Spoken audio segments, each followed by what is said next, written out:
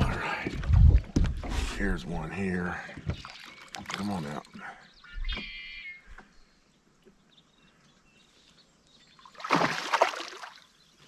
Nice fat one here.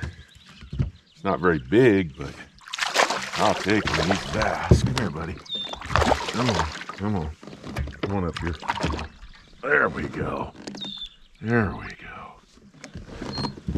There we go. First one this morning. I'll take that first one for sure. Pretty nice one too. Right on. I'm gonna have to get the hook out. He choked it pretty good, so it's gonna take me a second to get the hook out, but I'll get it out of him. Yeah, that's a nice one right there. Nice chunky one. Very active. Got him on a D-Shad. It's a Yamamoto bait. And I just had a feeling this color, being a bluegill type of a color, would work out here pretty good. Nice to get that first bite this morning. Hey everybody, it's Dalton. I wanted to talk to you about a bait that I picked up specifically for this lake because of the amount of bluegill that are in this lake. This is a Yamamoto D-Shad. Soft jerk bait, weighs about the same as a Senko, and the color of this one is perch. And what I do with this is I take a little marker here. These are those little, what do they call these? Spikets. This is a chartreuse, and I color the tail. And by coloring the tail and not getting all tangled up here, it looks like a bluegill. Yeah, there we go.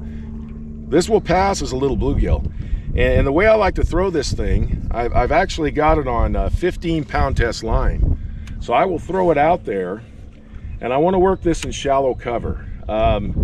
You know, wood, grass, shallow rock. And all I want to do, just like if I'm working a regular jerkbait, I'm just going to twitch it along. Give it a couple of twitches, let it sink. Give it a couple of twitches, let it sink. And I tell you what, I got some good bites on this today. And when they hit it really hard. Now my setup for this, again, I'm using 15-pound test fluorocarbon, but I'm using a 3/0 extra wide gap hook. And I just set it up weedless, run it through whatever cover I can find. It'll work in open water too, but I prefer throwing it in cover. If I see a group of logs or you know, tree limbs or whatever, I just let it sink right down in there and start twitching it out. All you have to do is just twitch the slack, and this thing has a nice side-to-side darting action. The other thing I like about this is when it sinks pretty straight, and it does a quiver. It kind of goes back and forth like this.